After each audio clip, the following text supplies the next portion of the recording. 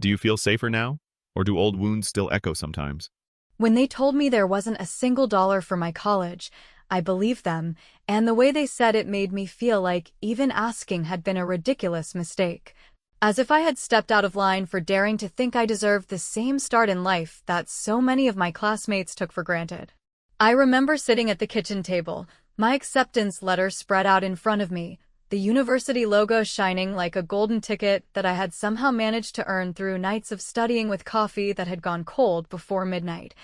and mornings where I dragged myself half asleep into classrooms because scholarships required grades that left no room for mediocrity. I thought it was going to be the moment where my dad smiled with pride, maybe put a hand on my shoulder and say, "We'll figure it out together." Instead, he leaned back in his chair, rubbed the back of his neck, and told me bluntly that I was on my own. There was no family college fund, no secret savings account waiting to be unlocked, no encouragement beyond. You'll have to learn responsibility somehow. My stepmom, Cheryl, sat across from me with a little smirk that she probably didn't even realize she was wearing, the kind of expression that looks casual on the surface, but digs into your skin like a thorn. She added, almost cheerfully, "It's better this way, honey, because when you work for it yourself, you'll value it more." Her daughter Jessica was upstairs blasting music, 17 years old and already being told daily that she was destined for greatness, while I, the one who had actually clawed my way into a competitive program, was being dismissed like I had asked for something selfish and outrageous. I remember nodding slowly, pretending to understand, though my chest felt hollow and heavy at the same time. I wanted to argue, to scream that it wasn't fair, that they were supposed to care enough to want better for me. But instead I swallowed the lump in my throat and carried my acceptance letter back to my room like a soldier retreating after a battle lost without even firing a shot. That night, I stared at the ceiling and calculated numbers in my head, how many shifts I could pull at the diner, how much federal aid I might qualify for, how much debt I could survive before drowning. I was 18 and already bargaining with the future like it was some unforgiving loan shark. The following months blurred into a rhythm that left me permanently exhausted. Mornings in class, afternoons behind the counter pouring endless cups of coffee, evenings spent wiping down sticky tables, and nights where I hunched over textbooks until my eyes blurred the words into static. My friends posted pictures of dorm parties and football games, while I scraped together tuition with tips that smelled like grease and cigarettes. Every time I opened my email and saw another bill due, I thought about that night at the kitchen table, about how casually my father had said there was nothing for me, and about how easily Cheryl had turned my struggle into some life lesson she was proud to assign me. I told myself it didn't matter, that maybe this was good in the long run, that character really was being built somewhere beneath the layers of anxiety and exhaustion. But the truth was simpler. I felt abandoned by the one person who was supposed to have my back. I started avoiding family gatherings because I couldn't sit across from Cheryl while she bragged about Jessica's choir performances or her potential without hearing the echo of her words about responsibility. I couldn't look at my dad without seeing a man who chose comfort over fairness, who decided it was easier to nod along with his wife's philosophy than to stand up for his own daughter. When graduation from high school rolled around, Jessica got a brand new dress and a catered celebration in the backyard, complete with string lights and a rented tent. My dad beamed as neighbors toasted to her future, while I stood on the edges of photos like a forgotten footnote. I had already started working double shifts that week to cover the next semester's tuition installment, and while I smiled when people asked about my plans, inside I wanted to laugh at the absurdity of it all. Jessica hadn't even applied to colleges yet, but she was celebrated as though her path was paved in gold, while mine was lined with overdue notices and stress-induced migraines. I kept my head down, convinced that hard work would silence the bitterness gnawing at me. I clung to the idea that one day, when I crossed a stage in a cap and gown, maybe my dad would finally see what I had built out of scraps. Maybe then the years of doing it alone would be worth it. But deep down, a seed of doubt had already taken root. If they could so easily refuse to help me, if they could watch me struggle without flinching, then what else were they capable of keeping from me? That question would haunt me for years, because as it turned out, the truth was much uglier than simple neglect, and when I finally discovered what they had really done with the money they claimed never existed, the betrayal would cut deeper than I ever imagined.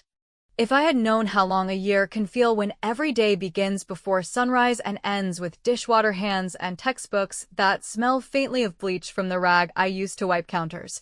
I might have made a cleaner choice like community college close to home or a gap year to earn money without the pressure of graded deadlines. Yet pride mixed with the momentum of that acceptance letter convinced me that staying the course would be the only way to outrun the smallness they had assigned to me.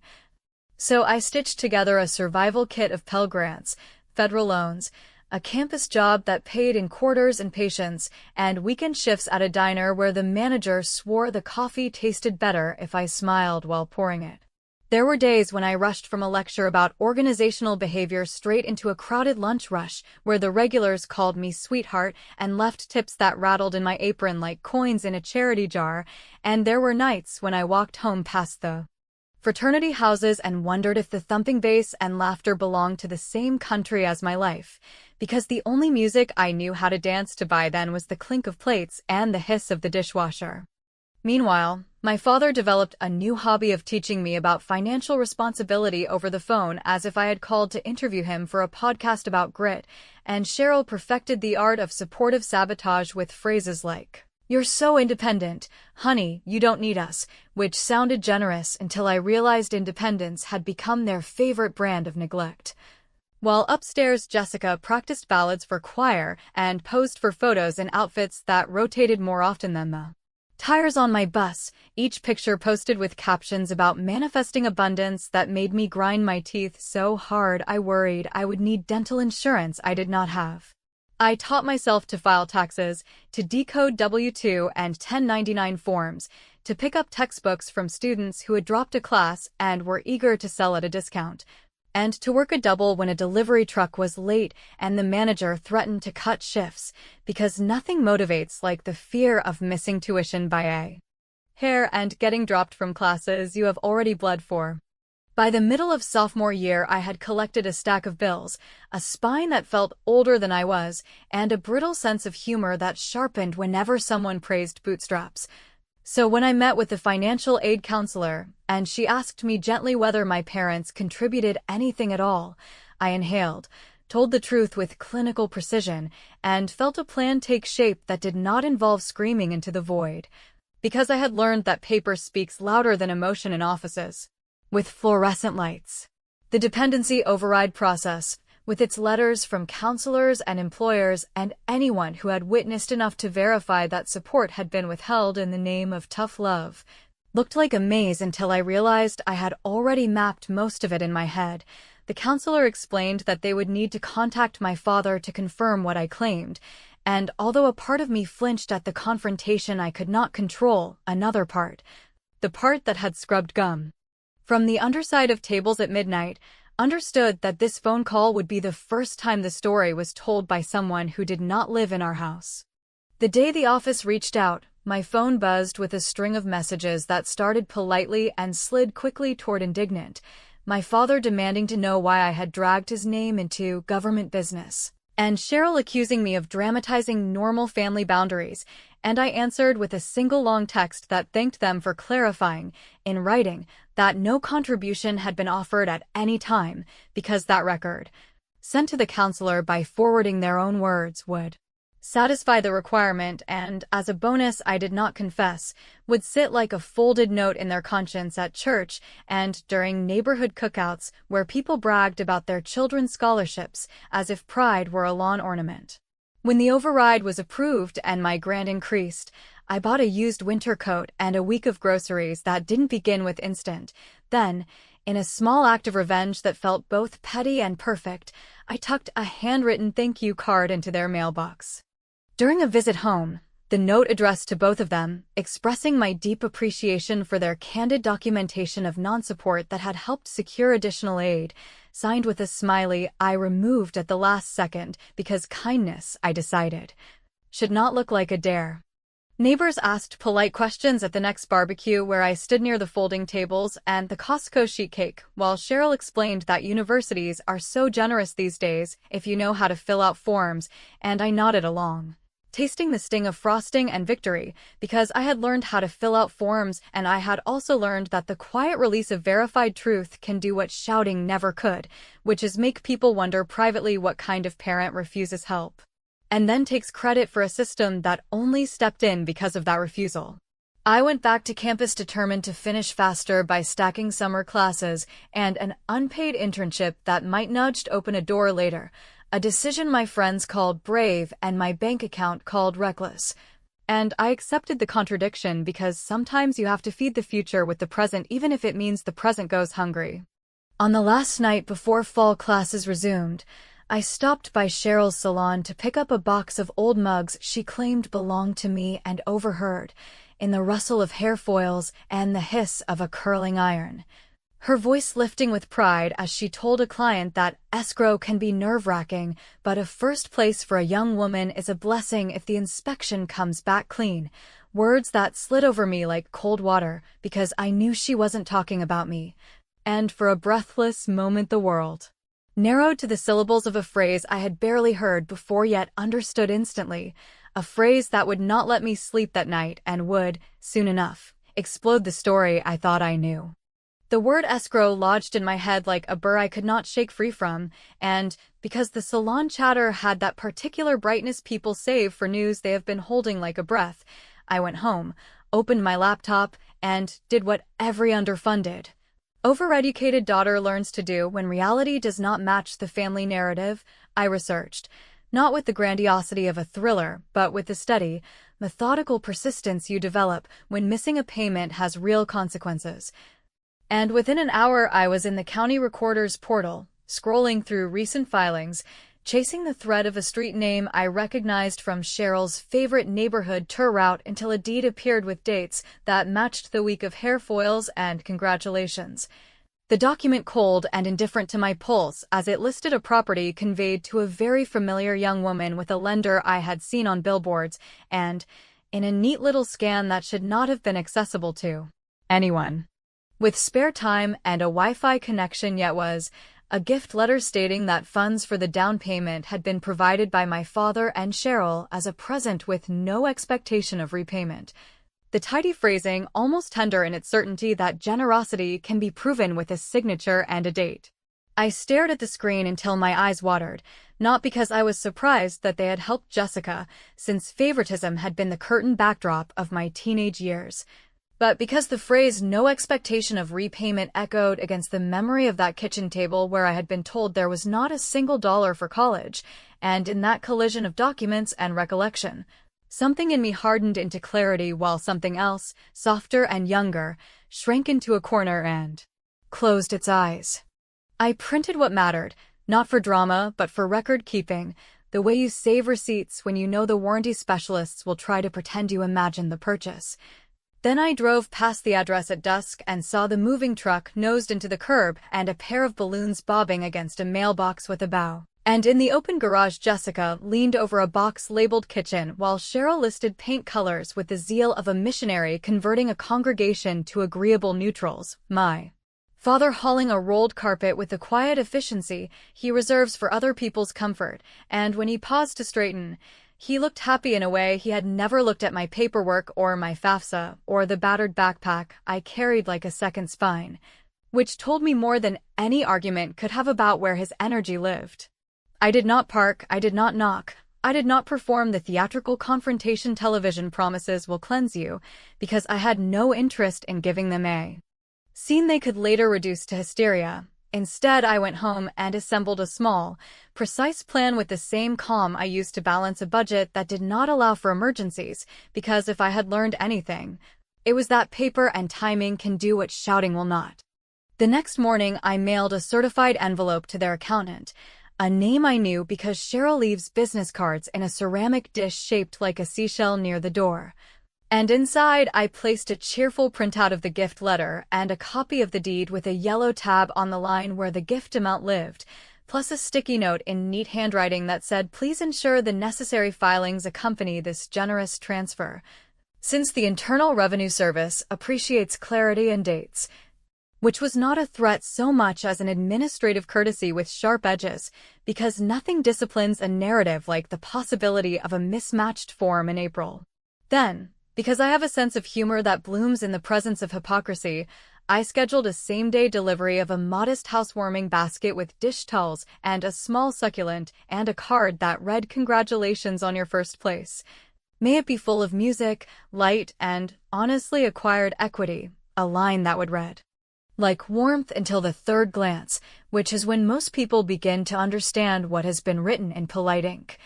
And I timed it so the courier would ring the bell during the little gathering advertised in a Facebook event Cheryl created without remembering I still had access to the family group where recipes and invitations mingled with inspirational quotes about grit. That afternoon, I pressed send on a long email addressed to the extended family who had clucked sympathetically about my independence at holidays. An update in which I thanked everyone for their guidance about learning responsibility and working for things without help. A message that included a brief celebration of the grants my override had secured and, in two small attachments labeled publicly available records for transparency, the exact pages that showed the gift disbursement and the deed, accompanied by a line that said, "I am grateful to know the family's capacity for generosity is alive and well, because it means the principle was never about scarcity, which I have learned to respect, but about selection, which I am still learning to understand." And I closed with a hopeful note about how even a late investment in a child's future can be beautiful when it arrives, an ambiguity designed to either shame or absolve depending on what each reader needed to feel. Because I was not interested in the verdict so much as the silence that follows new facts. Within an hour, my phone lit with responses that ranged from confused to effusive to delicately furious, and while I made tea and turned my ringer face down, I allowed myself a private smile that tasted like endurance and something that might, in a kinder world, have been called justice, because my revenge was not a scream or a smashed plate, but a set of doors opening onto rooms my parents preferred to keep dim, and if light is cruel, it is also honest. Late that night, as I filed the confirmations and screenshots into a folder marked Future Sanity, I found in a box of childhood papers an old credit union envelope with a brittle pamphlet about youth education certificates, the kind that grandparents buy at Christmas because they like the sound of compound interest, and inside it a photocopy of a deposit slip with my name handprinted in careful letters and a memo line that said college fund. And the dates told a story about intention that had existed once before it dissolved into a more convenient alignment of loyalties, which meant some part of the down payment's origin might be older than Jessica's driver's permit and closer to my first spelling bee than to any adult savings strategy. And as I lay awake with the envelope on my nightstand, listening to the clock mark out the kind of time that only matters when you are waiting for the past to confess itself, I realized that while the paper trail would not give me back freshman year, or erase the ache, it might lead somewhere even I had not expected, a place where fairness is not restored but documented, and documentation, while colder than forgiveness, has its own way of burning.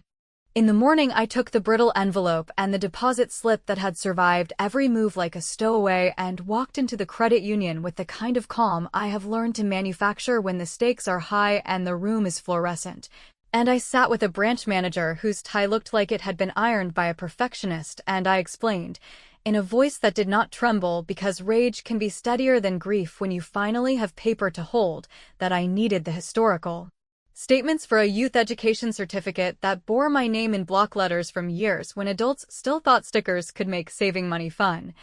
And while he clicked and frowned and consulted a back-office person with the hushed seriousness of a pharmacist decoding handwriting, I folded my hands and thought about interest compounding in silence, which is a nicer story when the compound is not betrayal. What came back to me on crisp printouts smelled faintly of toner and revelation because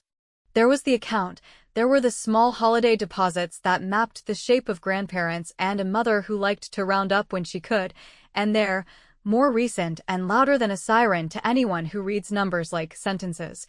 was a withdrawal dated the spring before my senior year of high school, authorized by the custodian whose last name I share, erased in a single sweep that transferred everything to a joint account that did not include me, and a memo line that read, "Consolidation for family education goals," which had the bureaucratic charm of a label on a cardboard box that might contain anything until you open it and find your future taped shut. I took the statements, thanked the manager with a smile that probably looked polite until it didn't, and drove to campus where I sat in the legal aid clinic on a plastic chair that remembered 1,000 similar bodies and laid the papers on a desk for a woman who wore practical shoes and spectacles that promised no melodrama,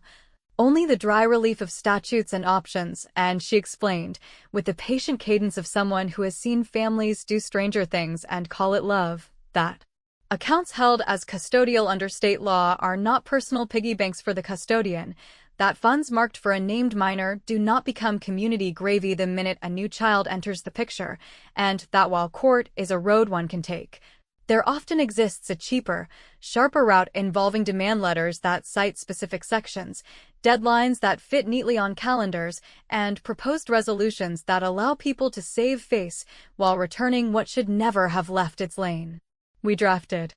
language together that was not vengeful in tone but devastating in clarity, a document that itemized the balance at withdrawal and the growth it would have earned if not disturbed, a document that offered 2 routes forward. The first being a direct payment to my loan servicer in the enumerated amount plus a modest scholarship to my high school in my mother's name for one graduating student who is told there is no money but keeps showing up anyway. And the second being a formal complaint to the State Attorney General's Consumer Protection Division with attached exhibits and a note to the county paper's education reporter who had recently written a piece about families and fairness. A fork in the road described with such polite neutrality that even reading it felt like watching a surgeon wash her hands. Because I wanted the delivery to carry both the weight of fact and the sting of theater without ever tipping into a performance they could mock as hysteria, I tucked the letter into a heavy cream envelope with their names embossed from a stationer who takes 3 days to make small judgments look elegant. And I placed that envelope into a gift bag printed with house keys and sunshine that I knew would blend perfectly with the mountain of congratulatory nonsense by the new front door, and I timed my arrival for the open house afternoon that had been announced with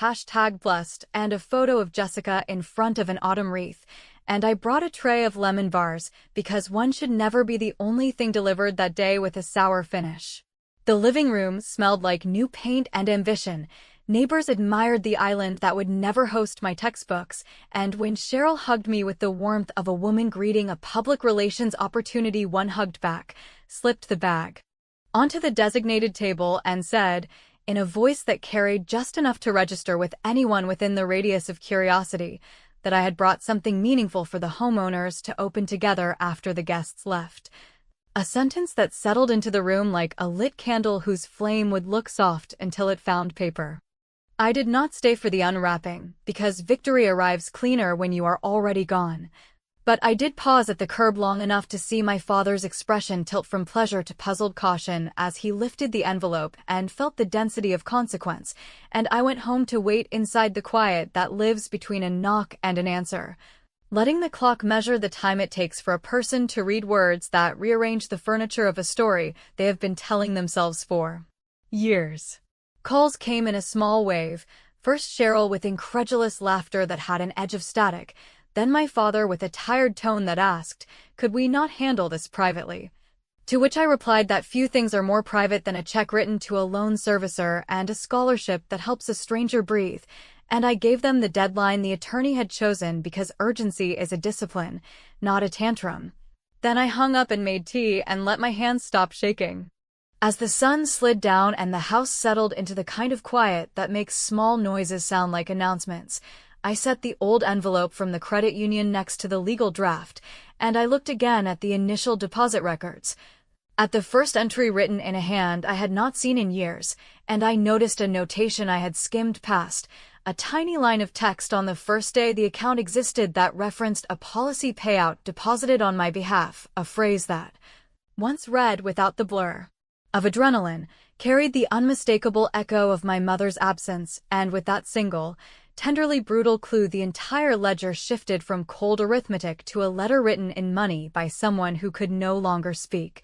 which meant my demand was no longer about fairness alone, but about honoring a promise that had been folded into numbers, a realization that lifted the hair on my arms as if the room had cooled. And it left me staring at a name on a line that pointed toward a deeper truth I had not prepared to face, a truth that would either bring a measure of grace to this mess or rip open a new seam I did not know how to sew. When the deadline I had drawn on the page approached, I received not a check nor a call filled with reluctant concessions, but instead a quiet letter that arrived without ceremony, the envelope plain, the handwriting stiff and almost apologetic, as if the pen itself resisted carrying the message, and inside was a bank draft for the full amount outlined in the demand, stapled to a short note in my father's hand that read, "This should close the matter. Please do not involve the rest of the family any further." Words that were so careful in their sparseness they felt like a stranger had written them, and yet the signature at the bottom was the same one that had appeared on childhood permission slips, now attached to a concession that acknowledged everything without admitting a single thing aloud. I placed the draft on the table, stared at it until the lines of ink blurred, and understood that while the money might lessen the weight of my loans and even fund a small scholarship for a student who needed what I had been denied, it would never return the lost years or erase the silence that had filled every holiday where support was replaced with platitudes. It was restitution without reconciliation, a settlement without confession, and the hollowness of that realization tasted more bitter than the debt itself. The extended family, already privy to the documents I had sent earlier, sensed something had shifted, and at the next gathering the air was thick with unspoken questions, cousins looking at me with a blend of sympathy and curiosity, uncles directing their conversations too pointedly toward weather and sports, while my father avoided my eyes and Cheryl wore a smile that looked stapled in place, the kind of smile that insists everything is fine even when the ground is soft beneath it. Jessica, caught in the middle of a generosity she had never questioned, hovered at the edges of my space until finally she approached, her voice low, asking if I had really wanted the house for myself. And I could not decide whether to laugh or to cry at her innocence, because the point had never been about bricks or square footage. It had been about the invisible line between who was worth investing in and who was not. A line that had carved my 20s into survival while she decorated living rooms with throw pillows. I told her gently that it was never about wanting what she had, it was about being told I deserved nothing at all. And though she nodded with a small frown, I knew she could not carry the weight of understanding something that had never been denied to her. With the draft deposited and the scholarship paperwork in motion, I allowed myself to breathe for the first time in years without calculating interest in the back of my head, but peace was not the gift I thought it might be. Because instead of relief I felt a kind of raw emptiness, the silence that follows a fire when the smoke clears, but the walls are still blackened. And I wondered whether victory without acknowledgement is truly a victory or simply another scar layered over the first. Friends congratulated me for my cleverness, for handling it with precision rather than chaos, for using their own words and signatures to undo their story. But at night, when the house grew quiet and the only sound was the hum of the refrigerator, I would catch myself staring at the folder where I kept every document, feeling less triumphant than haunted by the knowledge that even justice delivered in neat envelopes cannot rewrite the language of a childhood where your worth was always in doubt. Months later, I walked past the very house I had once observed from the curb, and I saw Jessica on the porch watering flowers, her laughter carrying down the street as if the entire structure had absorbed joy like insulation, and though I felt no envy, I also felt no closure, because the truth is that fairness is not restored by a check, and betrayal does not end at the moment of exposure. It lingers, reshaping how you measure trust, how you define family, how you decide what to hold and what to release. I kept walking, the sun sliding low and painting the windows in gold, and I thought about the deposit slip that had started it all, a slip that carried my mother's hand in the shadow of her absence. And I realized the real inheritance was not money reclaimed, but the clarity to see people as they are, stripped of the stories they tell about themselves. I sometimes imagine what it would have been like if my father had sat across from me at that kitchen table years ago and admitted there was money, but that he chose to spend it elsewhere. If he had looked me in the eye and told me plainly that I was not the child he planned to invest in, because as brutal as that truth would have been, it would have been a foundation at least built on honesty, and honesty, even in its cruelty, can be something to stand on. Instead, I was given silence, performance, and finally a bank draft that carried the weight of proof, but none of the warmth of recognition, and so I carry forward not reconciled, but resolved. Not healed, but armed with the knowledge that sometimes the only way to win against dishonesty is to become so precise, so undeniable, that they are forced to acknowledge you even as they pretend they have not. When people ask now about my family, I say they are alive and well, but that we are strangers who share a last name. And when they press further, I smile and tell them that strangers are easier to forgive because you never expected anything from them in the first place. And in that answer lives the ambiguity I offer to myself as much as to anyone listening, because the truth is not neat. It is not tied with ribbons or balanced like ledgers. It is jagged, unresolved, and still growing. And perhaps the most honest thing I can say is that they bought her a house, but in the exchange they lost a daughter, and that is the kind of deal that will haunt both sides long after the papers have yellowed.